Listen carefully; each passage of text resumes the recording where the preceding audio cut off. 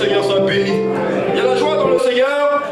Et c'est une joie pour nous d'être dans sa présence tout le temps. Venir chercher sa face, venir l'écouter, venir lui dire Seigneur, nous sommes là. Seigneur, nous avons besoin de toi. Amen.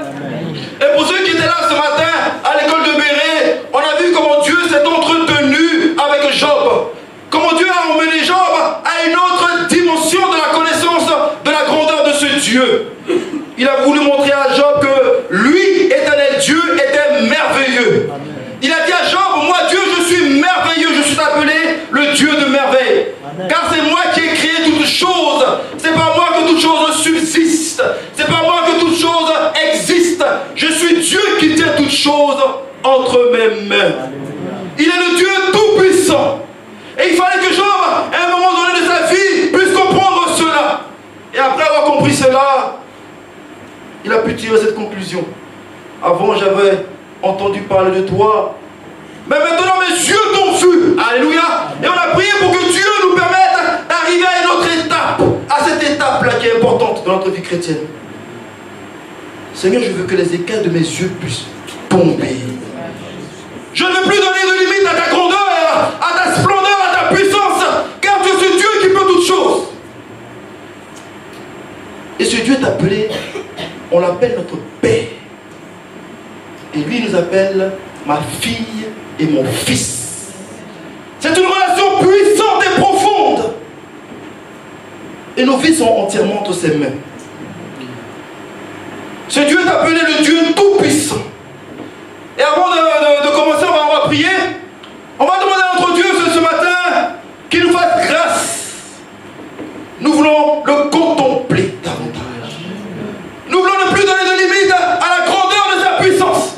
Il est infiniment grand. Il a demandé à Job, où étais-tu quand j'ai créé le ciel et la terre? Est-ce que c'est toi qui ordonnes à la pluie? Est-ce que c'est toi qui tiens dans ta main les éclairs?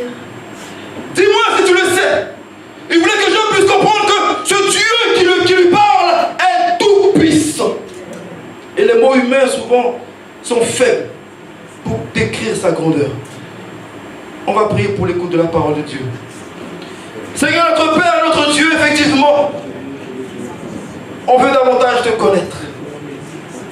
Et toi seul peux se révéler à nous. Seigneur, nous voulons aller à une autre étape avec toi. Et ce matin, tu nous permets encore au travers de ce faible canal que je suis, de pouvoir encore t'écouter, nous parler. Nous avons besoin de toi, nous avons besoin de ta grâce. On a besoin de ton intervention ce matin. Éternel notre Dieu, nous laissons toute la place au Saint-Esprit. Et nous lui disons, c'est le moment. Nous voulons lui laisser le gouvernail, nous voulons lui laisser le contrôle. Nous voulons nous effacer et lui laisser le premier rang. Que ton nom soit béni ce matin. Au nom de Jésus. Amen. Dieu pourvoira. Il est le Dieu qui pourvoit. Il est le Dieu qui donne, qui accorde. Ce Dieu-là est notre Père. On va lire ensemble deux textes. 2 Rois 6, 24 à 29 et 2 Rois 7, 1 à 8.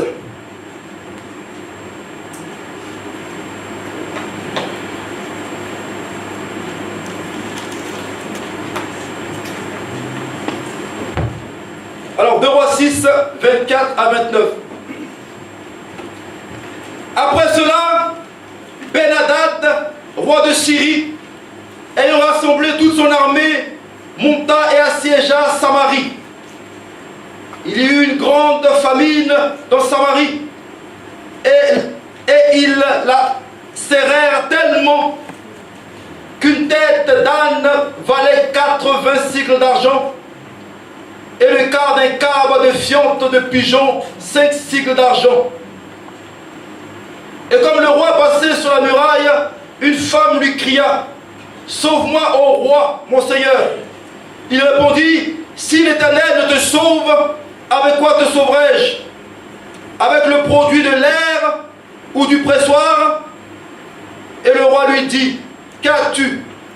Il répondit, cette femme-là m'a dit, donne ton fils, nous le mangerons aujourd'hui et demain nous mangerons mon fils.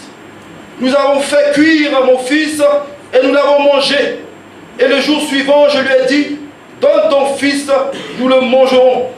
Mais elle a caché son fils. Ensuite, on va prendre 2 Rois 7, 1 à 8. Élisée dit, écoutez la parole de l'Éternel, ainsi parle l'Éternel. Demain à cette heure, on aura une mesure de fleurs de farine pour un sigle et de mesure d'orge pour un sigle à la porte de Samarie. L'officier sur la main duquel s'appuyait le roi répondit à l'homme de Dieu, quand l'Éternel ferait des fenêtres au ciel, pareille chose arriverait-elle? Et il dit, tu le verras de tes yeux, mais tu ne mangeras point. Il y avait à l'entrée de la porte 4 lépreux, qui se dirent l'un à l'autre, quoi resterons-nous ici jusqu'à ce que nous mourions? Si nous songeons à entrer dans la ville, la famine dans la ville, et nous y mourrons. Et si nous restons ici, nous mourrons également. Allons nous jeter dans le camp des Syriens. S'ils nous laissent vivre, nous vivrons. S'il nous faut mourir, nous mourrons.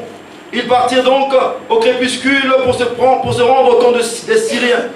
Et lorsqu'ils furent arrivés à l'entrée du camp des Syriens, voici, il n'y avait personne.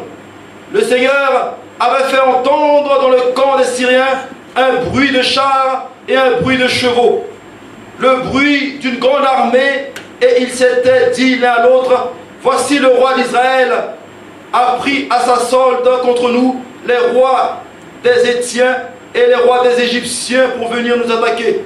Et ils se levèrent et prirent la fuite au crépuscule, abandonnant leurs tentes, leurs chevaux et leurs ânes.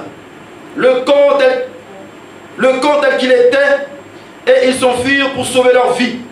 Les lépreux étant arrivés à l'entrée du camp, pénétrèrent dans une tente, mangèrent et burent, et ils emportèrent de l'argent, de l'or et des vêtements qu'ils allèrent cacher. Ils revinrent, pénétrèrent dans une autre tente, et en emportèrent des objets qu'ils allèrent cacher. Amen. Amen. Seigneur, nous te bénissons pour ta parole qui est source de vie, qui est source de lumière, source d'encouragement, source de redressement, source de joie. Que ton nom soit béni, Seigneur, ce matin. Au nom de Jésus-Christ. Amen. Amen. Amen. Amen. Notre Dieu pourvoira. C'est le terme de cette exhortation. Il est celui qui pourvoit, il est celui qui nous accorde, il est celui qui a la clé qui ouvre toutes les portes. Amen. Amen. Alors ces 2 textes que je viens de lire nous relatent une période de grande famine. Dans la région, dans la Samarie, cette famine avait été causée par un roi qu'on appelle Ben-Hadad. C'est le roi de Syrie, et toute son armée, ils ont assiégé cette ville. Ils ont assiégé cette ville et personne ne pouvait rentrer dans cette ville. Les marchands, la nourriture, les vivres ne pouvaient rentrer dans cette ville. Et cela a causé une très grande famine pendant une longue période. Et tellement que cette famine était grande et sévère, les gens, pour pouvoir survivre, pour pouvoir se nourrir, décidèrent, et on a vu dans le premier texte que j'ai lu, ces femmes qui ont décidé de faire cuire leurs enfants pour pouvoir les manger. Tellement que la famille était sévère, c'est la solution qu'elles ont trouvée. On va faire cuire ton enfant d'abord, on va le faire bouillir, on va le manger, le découper, et ensuite on fera la même chose demain pour ton enfant. Imaginons-nous un peu la sévérité de cette famine pour en arriver jusque-là. On peut aujourd'hui facilement les blâmer. On peut facilement aujourd'hui pointer du doigt ce qu'elles ont fait. Mais imaginons-nous un peu le contexte. Pas que je suis d'accord avec ce qu'elles ont fait. Mais la famine était tellement sévère que la solution qu'elles ont trouvée, c'est de manger leurs enfants, de les préparer, de les faire cuire. Alors Dieu qui est le Dieu qui pourvoit,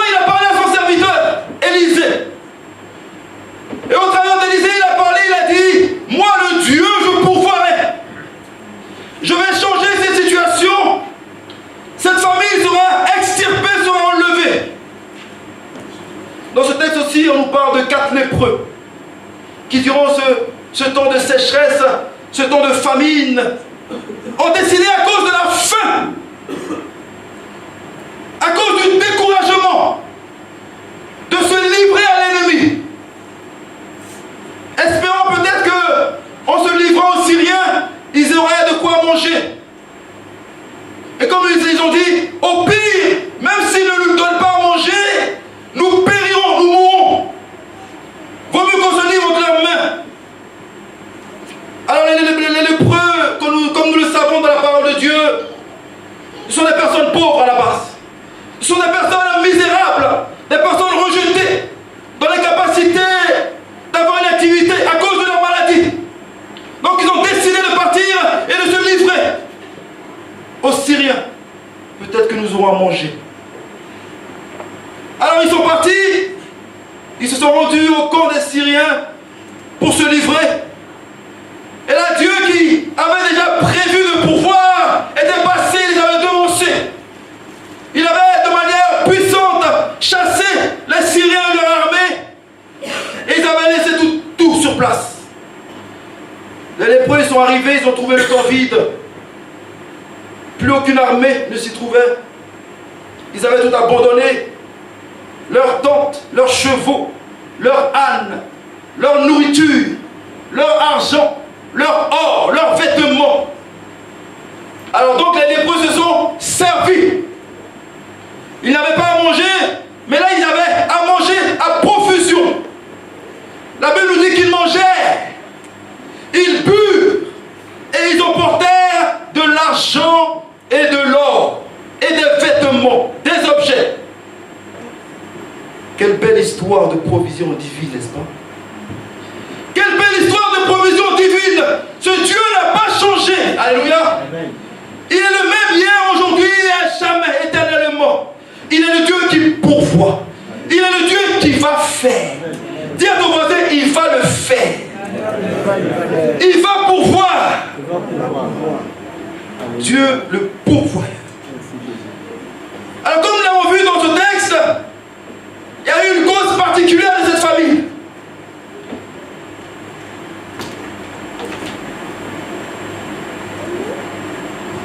Il y a une cause particulière de cette famine.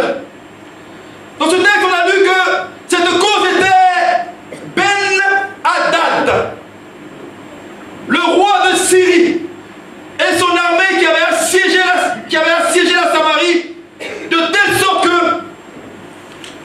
plus aucun aliment ne pouvait rentrer, plus aucune nourriture ne pouvait rentrer dans cette région, dans cette ville. Comme Jéricho, rien ne rentre, rien ne sort. Imaginez-vous une ville privée de provisions. Imaginez-vous une ville, un pays privé d'aliments. C'est ce que ce roi et son armée ont fait par rapport à la Samarie. Aucune nourriture ne pouvait rentrer dans ce lieu.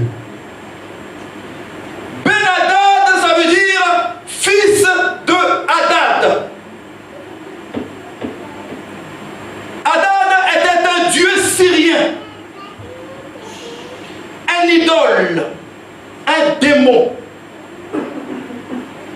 La Bible nous dit que les idoles sont des démons. Le diable lui-même était dans la source de cette famine qui frappait cette région. Le fils d'Hadad, Ben-Hadad, il est à l'origine de ce chaos dans cette ville, dans cette région. Souvent quand nous observons nos vies, tu décides d'observer ta vie, tu regardes que pendant une longue période, ta vie, c'est des difficultés financières.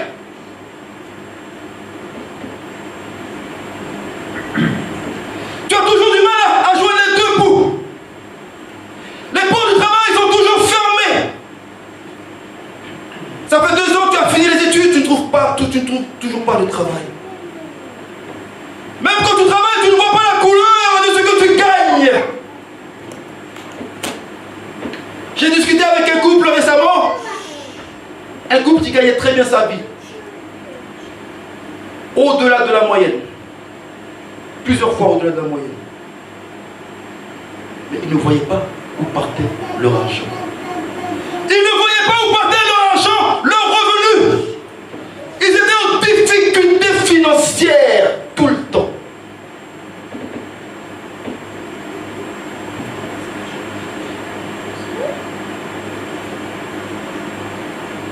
En difficulté financière tout le temps. Tu as des projets, tu commences des projets, ça n'aboutit pas. Au bout de 6 mois, ça capote. Ça échoue. Même ceux qui t'aidaient souvent, du jour au lendemain, ils ferment la main.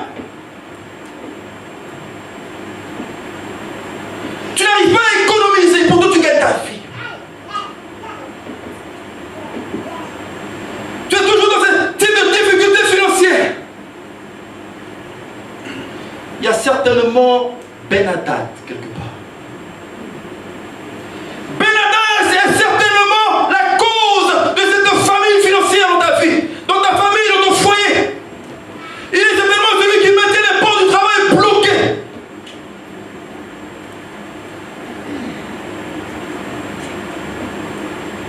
Et cette situation te met dans une très grande détresse. Cette situation te rend malheureux. Et les gens se moquent de toi. Il n'a jamais d'argent. Elle n'a jamais d'argent. C'est toujours elle qui demande de l'argent. Les parents ne comprennent pas pourquoi tu n'as jamais d'argent. Ton entourage ne comprend pas. Ben Hadad est certainement passé par là. La Bible nous parle du dévoreur. Alléluia. Celui qui dévore. Celui qui dévore le fruit de la terre et de la vigne. Celui qui dévore la subsistance. Ce que tu es censé récolter le fruit de ton travail, qui te permet d'avoir une vie décente.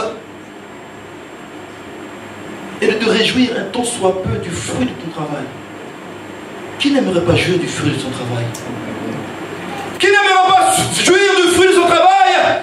Qui n'aimerait pas que les portes du travail soient ouvertes? Qui n'aimerait pas un jour partir en vacances? Qui n'aimerait pas participer à l'œuvre de Dieu? On a fait récemment l'action de grâce. Certainement tu aurais voulu participer à cela davantage.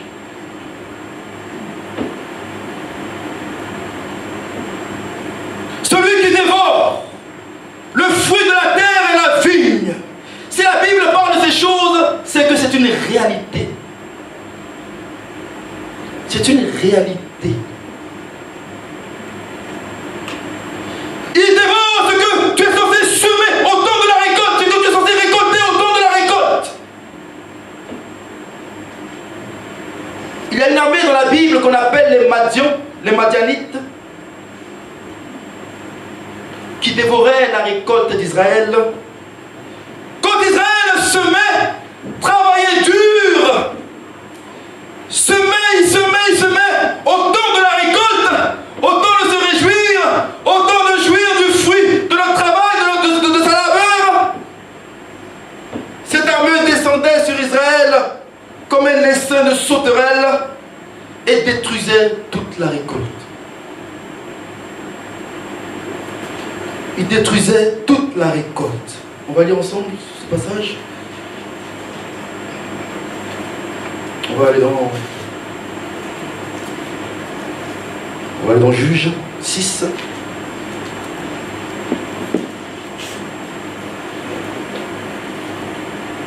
Juge 6 et à 6.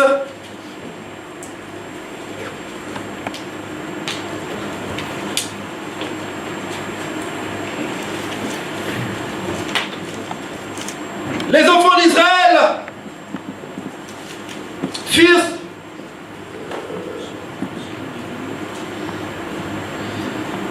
donc on va lire à partir du verset 2. La main de Madian fut puissante contre Israël. Pour échapper à Madian, les enfants d'Israël se retirèrent dans les ravins des montagnes, dans les cavernes et sur les rochers fortifiés. Quand quand Israël avait semé, Madian montait avec Amalek et les fils de l'Orient. Et il marchait contre lui. Il campait en face de lui, détruisait les productions du pays jusque vers Gaza. Et il ne laissait à Israël ni vivre, ni brebis, ni bœufs, ni ânes. Car ils montaient avec leurs troupeaux et leurs tentes. Ils arrivaient comme une multitude de sauterelles. Ils étaient innombrables. Eux et leurs chameaux, et ils venaient dans le pays pour le ravager. Israël fut très malheureux à cause de Madian. Je ne sais pas si c'est ton cas aujourd'hui, si cette situation te rend très malheureux. Mais Dieu est le pourvoyeur. Alléluia. Il est appelé celui qui pourvoit. Cette situation certainement t'a attristé. Cette situation a fait qu'on te rejette, même par les parents, les amis. Il y a de l'incompréhension et de la moquerie, on se moque de toi. Ta dignité la plus profonde a été touchée. Tu es isolé. Et cela décourage, n'est-ce pas? Dans ce découragement, ne tombons pas dans la compromission. Dans ce temps de famille, dans ce temps de difficulté, ne tombons pas dans la compromission. Les lépreux, ils étaient prêts à tout pour avoir de quoi manger. Ils étaient prêts à tout à cause du désespoir. Ils étaient prêts à tout pour un changement. Aller se livrer à Ben-Hadad. À cause de la famille, à cause de la difficulté, à cause de la sécheresse. Ils sont partis se livrer à Ben-Hadad. Allons nous jeter dans le camp des Syriens. Allons nous livrer aux Syriens. Certainement qu'ils nous donneront à manger. Au pire des cas, ils nous tueront.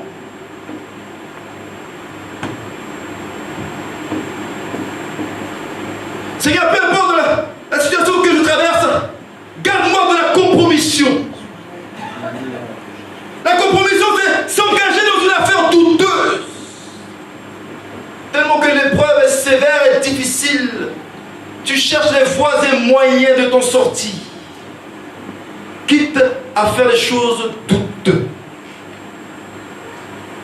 C'est engager ta réputation dans une chose qui est contraire à tes valeurs, à ton éducation, à ta foi, à ta croyance. La compromission, c'est la corruption, c'est la trahison. Tu te trahis toi-même.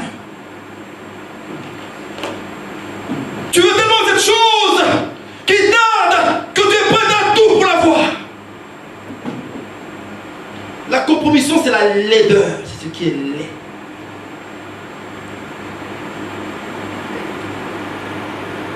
Il y a un homme dans la Bible qui s'est compromis à cause de la faim. Il voulait tellement manger, il voulait tellement se rassasier.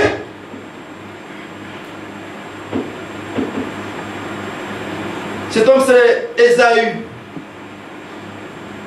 Il a vendu son droit d'aînesse à son frère Jacob. À cause du moment précis, il fallait qu'il ait cette chose, il fallait qu'il puisse manger maintenant. Il était prêt à tout.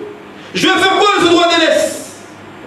La Bible nous dit quelques passages plus tard, quand le temps de la bénédiction devait arriver, le temps de la providence de Dieu devait arriver, ce qu'il était censé recevoir, il ne l'a pas reçu. Et il a pleuré amèrement. Mais c'était trop tard. La compromission.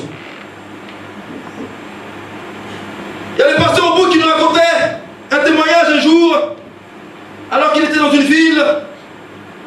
Il y a une jeune fille qui vient le voir, une fille qui traversait des moments difficiles, financièrement ça n'allait pas. Et elle dit au pasteur, elle ne savait pas qu'il était pasteur.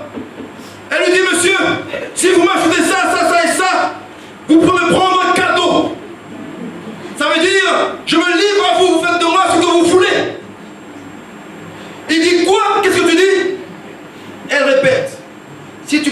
ça et ça pour que je puisse manger.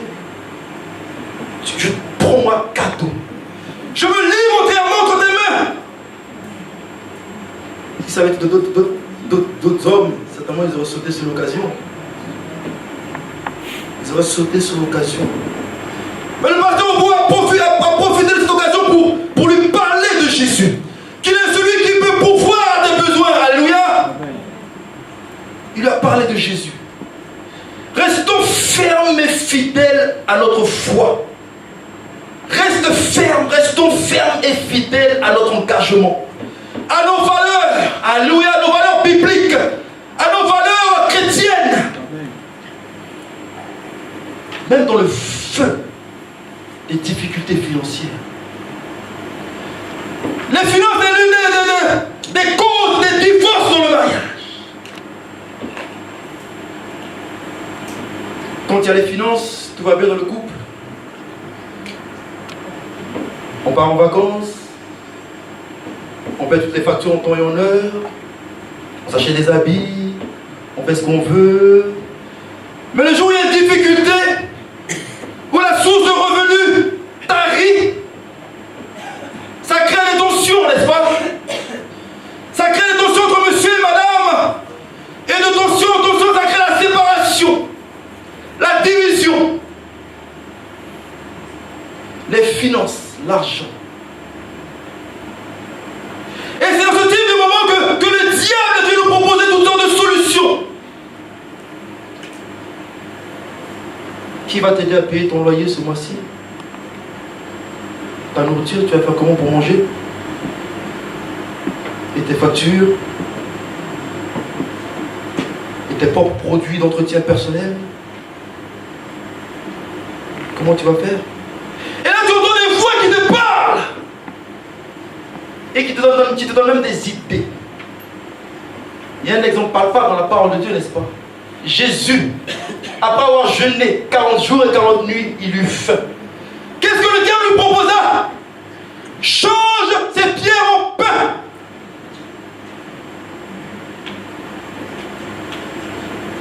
Il va te pousser à faire de fausses déclarations administratives, tellement que la situation est dure.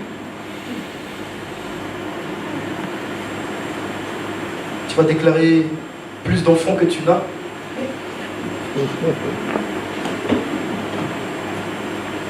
Tu vas avoir un peu plus. Il va te pousser vers des hommes, vers des femmes qui vont pouvoir certes t'aider, mais pas gratuitement. Ils vont attendre quelque chose en retour. Ils vont attendre quelque chose en retour. J'ai écouté ce témoignage il y a quelques années, au Japon ou en Chine. Vous savez, les étudiants, ils n'en seront pas beaucoup d'argent, n'est-ce pas? Et joindre les deux bouts, pour eux, c'est pas facile. Il faut travailler, pour ceux qui ne travaillent, payer les études, se nourrir, tout ça. Et donc, au Japon, il y a un groupe d'hommes d'affaires très riches qui proposait aux jeunes filles étudiantes de leur acheter leurs dessous usagés. Ils leur donnaient de l'argent pour acheter leurs dessous usagés. Ils leur donnaient beaucoup d'argent. Mais que croyez-vous que ces gens faisaient avec ces dessous usagés? Ils faisaient des choses dans le monde spirituel pour détruire la vie de ces jeunes filles. Elles avaient beaucoup d'argent sur le moment. Mais à quel prix? Elles se sont compromises. Certainement que les parents n'étaient pas au courant.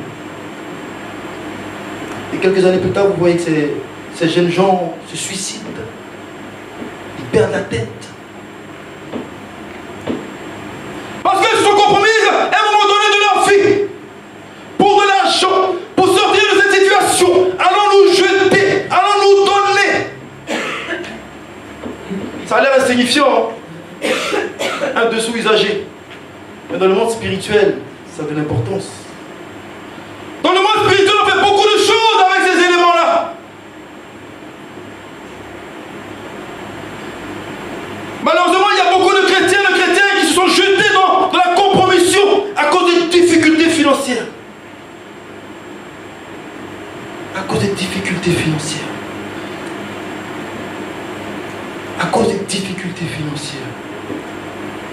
La Bible nous dit que l'argent est la racine de tous les maux, n'est-ce pas? De tous les maux. Et notre ennemi à tous, il sait cela.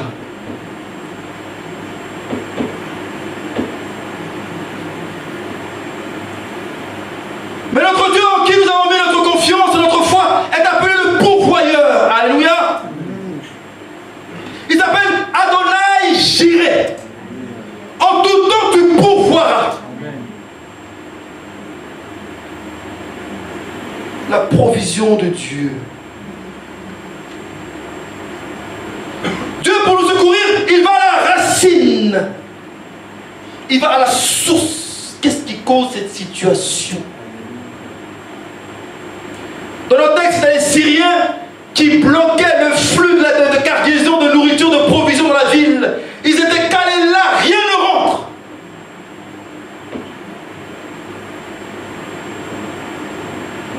Mais dans nos vies, dans ta vie, dans ma vie, qui est la source de ces choses?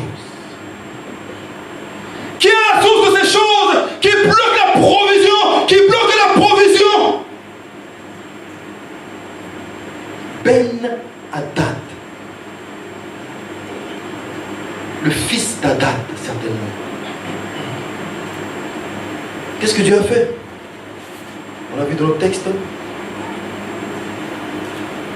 2 Rois 7, 6. Le Seigneur avait fait entendre dans le camp des Syriens un bruit de chars, un bruit de chevaux, le bruit d'une grande armée. Et il s'était dit l'un à l'autre: voici le roi d'Israël a pris à sa solde contre nous les rois des Éthiopiens et les rois des Égyptiens pour venir nous attaquer. Ils se levèrent et prirent la fuite au crépuscule, abandonnant leurs tentes, leurs chevaux, leurs ânes, leurs camps, tels qu'ils étaient, et s'enfuirent pour sauver leur vie. Dieu, par sa main puissante, a fait sonner le bruit d'une armée dans le camp des Syriens. Les Syriens ont pris peur et se sont enfuis. Alléluia. Dieu est puissant. Et c'est ce qu'on a vu ce matin. Dieu est capable, alléluia, de pourvoir. Il est capable de changer ces situations. Tu n'as pas besoin, on n'a pas besoin de se compromettre.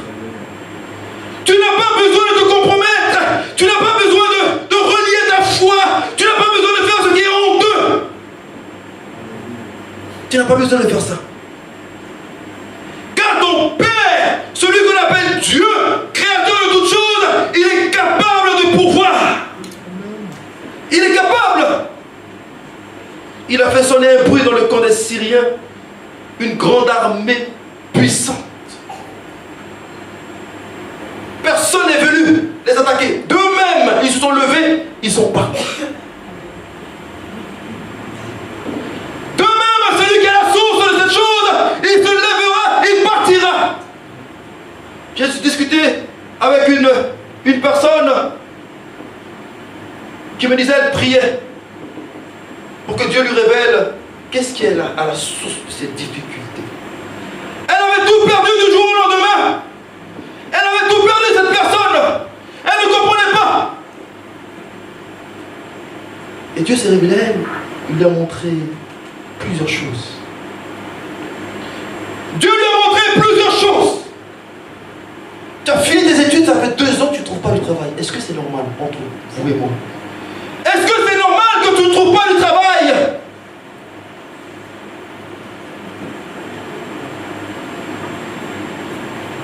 Notre Dieu n'a pas changé. Alléluia. Il est celui qui est appelé Adonai Jireh. Il est notre secours.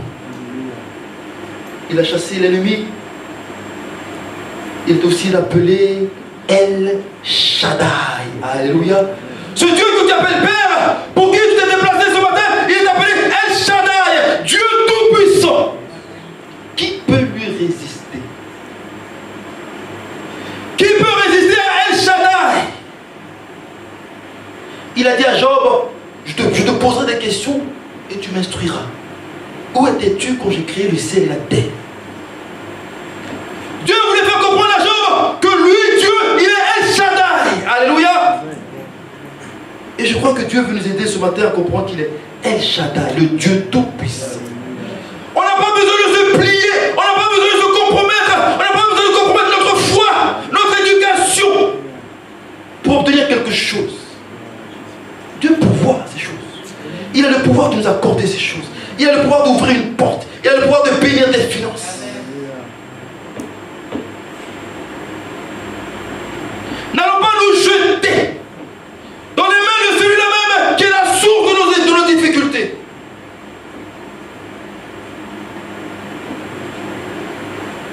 Il dit c'est maintenant. Alléluia. Il dit je viens maintenant. Il a dit à Moïse, j'ai vu la souffrance de mon peuple qui est en Égypte. Et j'ai entendu les cris que lui font pousser ses oppresseurs, car je connais ses douleurs. Il dit, je suis descendu maintenant pour le délivrer de la main des Égyptiens et pour le faire monter vers un bon pays où coule le lait et le miel. C'est ce que Dieu a en réserve pour toi, mon frère. C'est ce que Dieu a en réserve pour toi, ma soeur. C'est ce qu'il a en réserve pour nous. Et quand Dieu a chassé Ben-Hadad, la Bible nous dit, les lépreux mangèrent, n'est-ce pas? Une fois qu'il a chassé celui qui empêchait la provision, celui qui était la source du blocage, ils mangèrent. Ils burent. Les besoins les plus vitaux étaient résolus.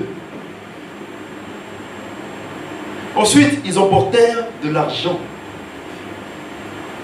de l'or et des vêtements à volonté. Alléluia.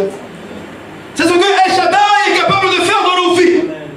C'est ce que Adonai Jireh est capable de faire dans nos vies. Et je crois que c'est maintenant. L'Ecclésiaste a dit il y a un temps pour toutes choses dans les cieux. Il y a un temps pour pleurer. Il y a aussi un temps pour rire. Il y a un temps pour pleurer, il y a aussi un temps pour rire. Il y a un temps pour se lamenter et il y a aussi un temps pour danser. Alléluia. Avec Dieu, il y a la possibilité de rire. Avec Dieu, il y a la possibilité de se réjouir. Avec lui, il y a la possibilité de danser. De joie et d'allégresse.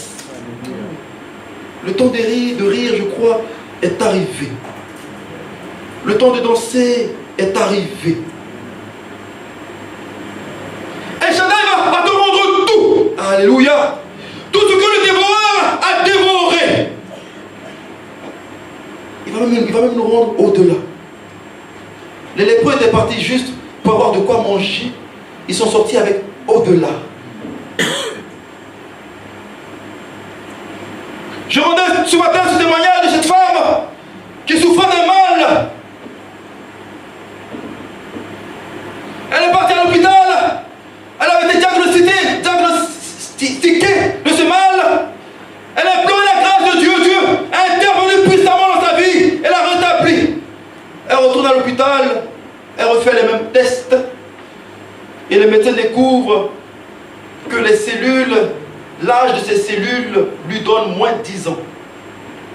Dieu a régénéré les cellules de cette personne. Il lui a donné 10 ans en plus, n'est-ce pas? Puisqu'il a rajouté 10 ans, elle a encore 10 ans en plus, elle a gagné 10 ans.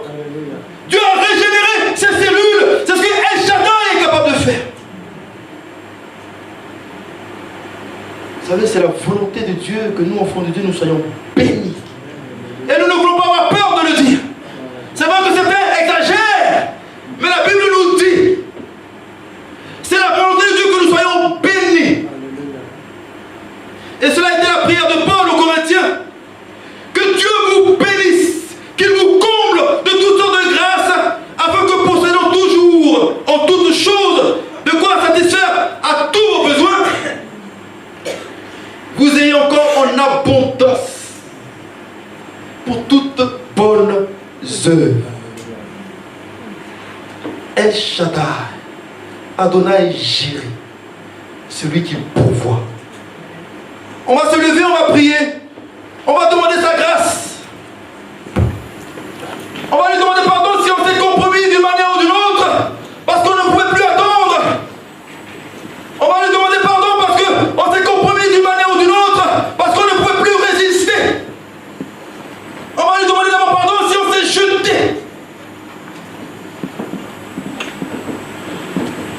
si on a trompé notre foi, si on s'est trompé soi-même, si on a trompé Dieu.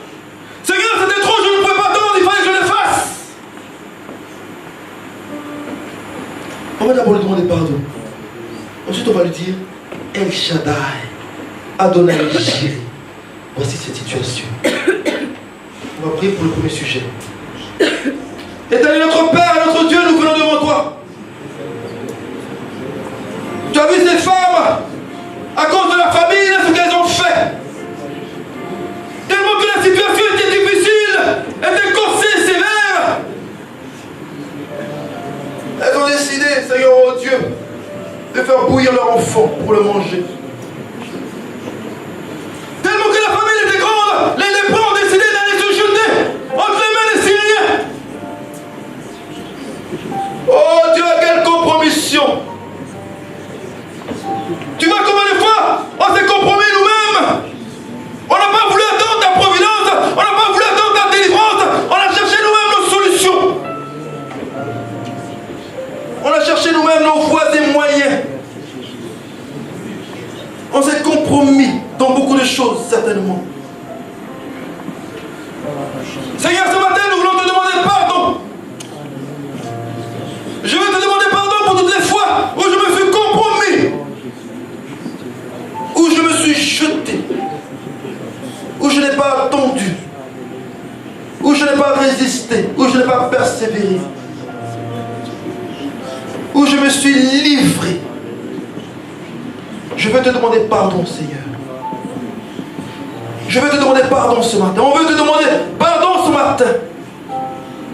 Je veux te demander pardon de tout mon cœur pour ton peuple. C'est devant toi que nous ne sommes pas devant un homme. Tu connais nos vies. Nous sommes comme un nu devant toi. Tu as dit, attends. Tu as dit à ce moment, attends. Ta voix a été entendue clairement. Mais on s'est jeté. Seigneur, pardonne-nous. Alléluia. On va demander à notre Dieu, tu connais la source de mes difficultés. Que ces difficultés soient financières, qu'elles soient d'ordre par rapport à la santé, par rapport à la famille.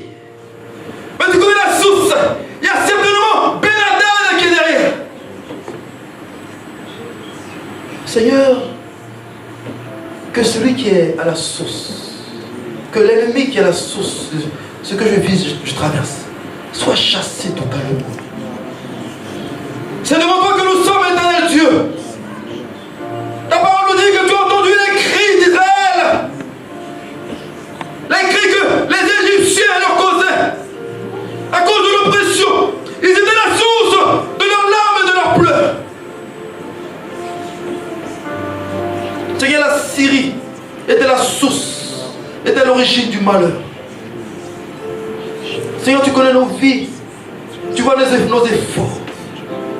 Mais tu vois combien de fois les échecs sont nombreux. Seigneur, tu vois la source maintenant. Seigneur, tu vois la source maintenant. Tu vois la source maintenant. Tu vois la source maintenant. Et que cette opposition soit brisée maintenant.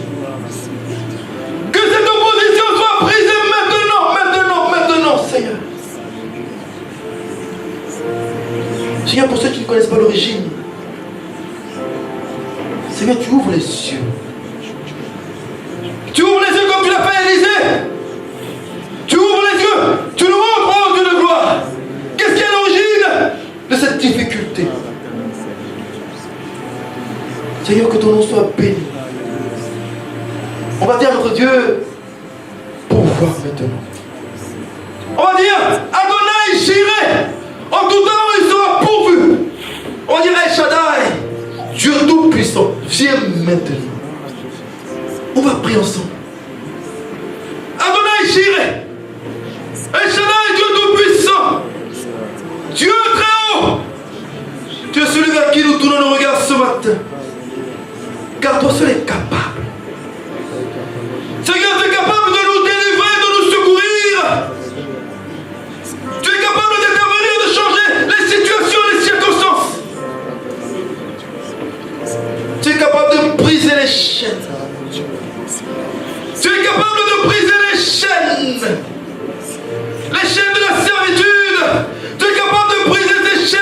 Dieu.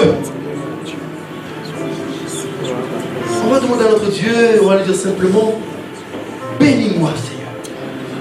Seigneur, bénis-moi. Et rends-moi ce que le dévoreur a dévoré dans ma vie. Toutes ces années qu'il a dévoré, bénis-moi Seigneur. Pour que j'en ai suffisamment en abondance pour pouvoir mes besoins, aux besoins de ma famille, mais que j'en ai encore pour l'avancement de ton œuvre, pour toute bonne soeur. Seigneur, bénis-moi. Seigneur, nous tournons nos regards vers toi. À qui donc dirions-nous? Tu es celui qui est capable. Job, il a dit, je sais maintenant que tout est possible à toi, oh Dieu, et que rien ne s'oppose à tes pensées.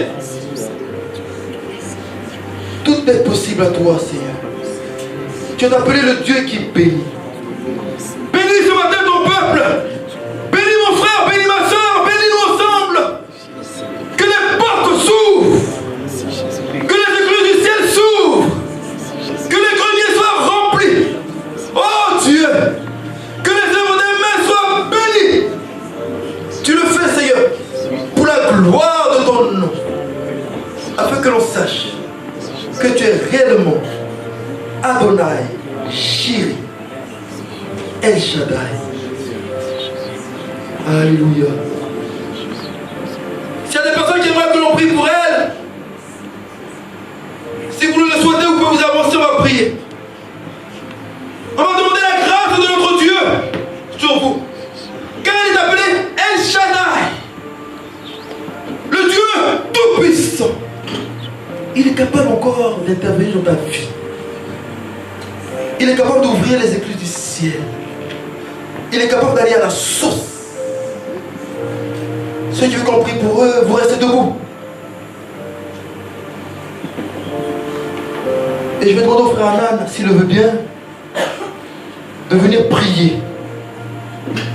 De venir prier, demander la grâce de Dieu. La grâce de El Shaddai. On ne s'est pas trompé en faisant de lui notre Père. On ne s'est pas trompé en faisant de lui notre Dieu. On ne s'est pas trompé en lui disant, Seigneur, je te donne ma vie.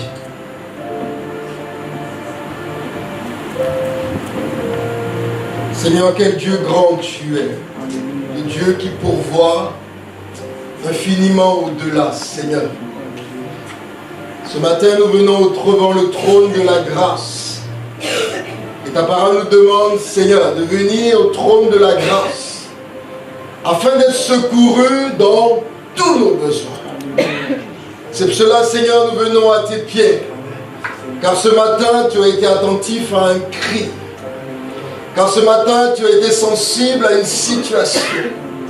Car ce matin, tes entrailles ont été secouées par une difficulté.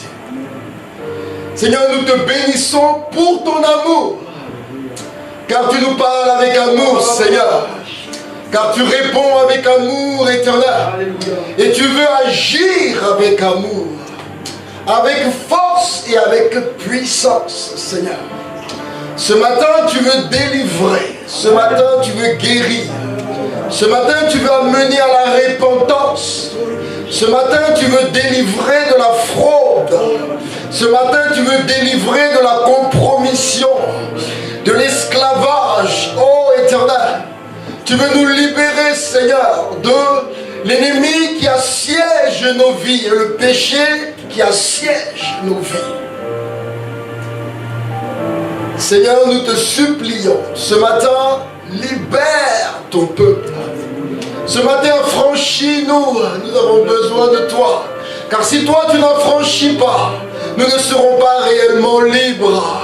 Nous avons besoin que tu nous libères, que tu convaincs les cœurs ce matin de péché et de jugement. Car ce n'est pas par nous-mêmes, ce n'est ni par la force, ni par l'intelligence, ce n'est ni par la ruse, ce n'est ni, Seigneur, et par la compromission que nous verrons la montagne se déplacer. Ce n'est ni, Seigneur, par la fraude que nous verrons la montagne se déplacer.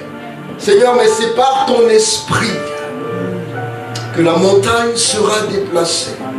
C'est par ton esprit que la montagne ce matin sera déplacée.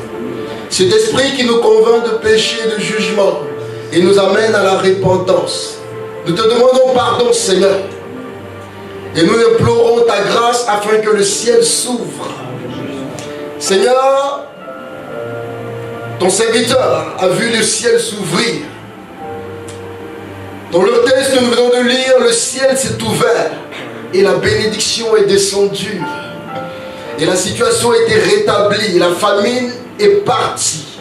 C'est pour cela ce matin nous prions et je crie pour que le ciel s'ouvre sur nos vies ce matin.